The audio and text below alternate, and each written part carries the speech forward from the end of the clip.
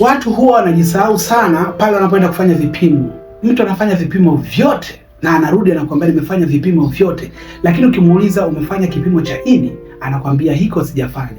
Sasa watu wanachukulia poa sana ini, lakini ini ndio kiungo bora sana katika mwili wetu, ndio kiungo ambacho kinatusaidia sisi tuweze kuishi vizuri.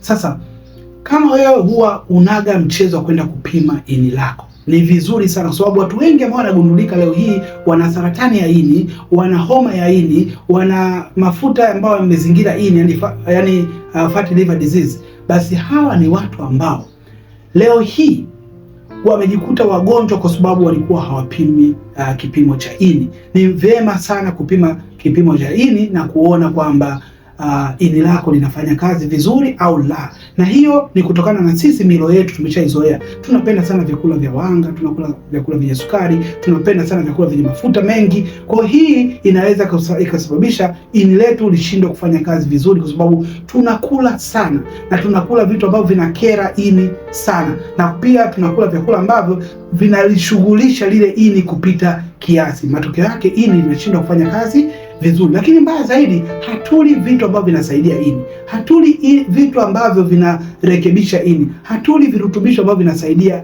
ini. Sasa kama wewe ni mmoja wa watu ambao leo hii wameelewa umuhimu wa ini, kama umejua kabisa ini linafanya kazi vipi, basi ni muhimu kulilinda ili liweze kufanyia hizo kazi ambazo umeambiwa zinafanya. Kwa hiyo bila ini sumu zitajaa ndani ya mwili wako.